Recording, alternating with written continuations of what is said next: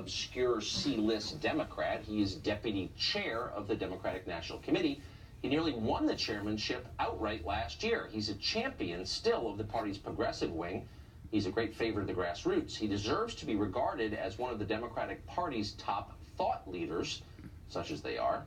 Yesterday, Ellison tweeted this, quote, "At Moon Palace Books, and I just found the book that will strike fear in the heart of Donald Trump." And the book Ellison was talking about is called Antifa, the Anti-Fascist Handbook. Why would that book strike fear into the heart of the President of the United States? Well, maybe because that book advocates for political violence against people like Donald Trump and his supporters.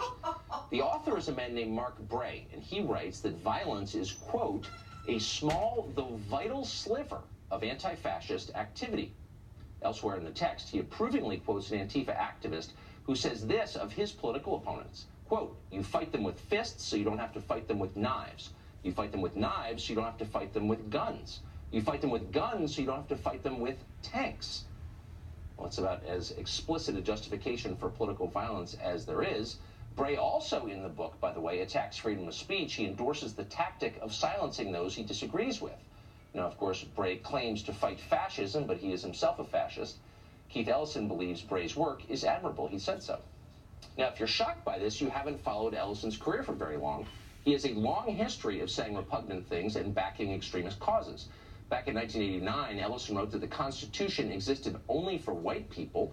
He referred to it as, quote, "their Constitution," calling it, quote, "the best evidence of a white racist conspiracy to subjugate other peoples." That's the Constitution of the United States.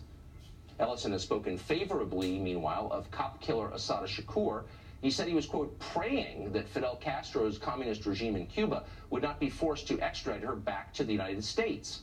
As a law student at the University of Minnesota, Ellison wrote a column calling for the creation of a separate black ethno-state. This is the man who is now second in command of the entire Democratic Party. Now, that ought to bother Republicans and independents. It should terrify Democrats. Most voters don't support cop killing, racial separatism, political violence, abolishing freedom of speech, and they tend to flee from politicians and parties that do support those things. Democrats at this point assume they're going to make major gains in this year's midterm elections purely on the strength of the president's low poll numbers. So at this point, they're happy to ignore haters like Keith Ellison. Ellison opposes Trump, and that's enough for now. But what would happen if Democrats actually did win and got power back in November? Suddenly, Ellison's views would matter a lot. He and people like him would have real control over your life. Are you ready for that? Keith Ellison's personal radicalism fits into another really troubling trend on the left that has massive implications for the country and for you. Last night we talked to journalist Chadwick Moore about how on the left, in the name of fighting racism, it is now common to attack people on the basis of their race. If you want to see racism everywhere, if you're brainwashed to see racism everywhere, or homophobia everywhere, or whatever, then you will. That's the world you will live in. You know, I was having a conversation with a woman not too long ago about this, a young upper middle class black woman, and she was talking about how badly she, gets treated on the street here in New York. And I said to her, "What if you lived for one day as a white woman and you were treated the exact same way?" Monique Presley is a lawyer and a Democratic commentator, and she joins us now. Monique, great to see you. Good to see you. Totally opposed to, I think, I'm 48, I grew up in a country where you had to be, and most people I knew were totally opposed to attacking other people on the basis of their race, because you can't control your race, right? You're not responsible for it. You're saying you grew up in a country where most people... That's where I grew up. That everyone said that at school. Most people I knew said they believed that. Maybe they didn't, but you kind of had to say that, and I believed it. I still believe it. Mm-hmm. Now I live in a world where the left still says that, and yet they do it and somehow exempt themselves from the normal rules. So you're racist, but when I attack you on the basis of your race, I'm not racist, I'm virtuous. How does that work? That seems insane to me. I don't know how we end up in this kind of warped world where I end up doing the history lesson of history I know you know.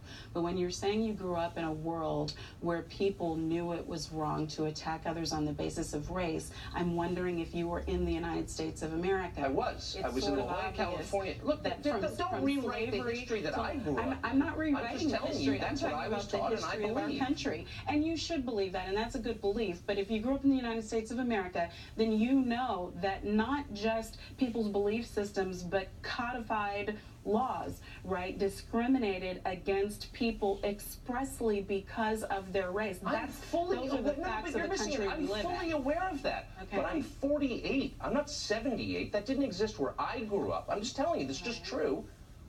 But the point is, I believed it. I still believe it. Why don't you believe it? But we're just a year apart, and if you're saying because you're 48, not 78, are you saying that segregation, which really didn't formally end until we were already born? It's wrong to attack people on the basis of the race. That's all I'm saying. It absolutely is. Okay, then why does the left do it? And so That's if the question. people of color have been attacked because of their race, not for decades, but for generations, I agree. then it's really reasonable to expect that they would take issue with that and with those who have done it for generations. And I think and that attack that is them on the basis of their race? Now, I mean, I'm missing this. There should never be physical attacks of anyone, and there shouldn't be emotional or verbal attacks. How about just criticizing people on the basis of their race? You can't control it. It's not a choice that you made.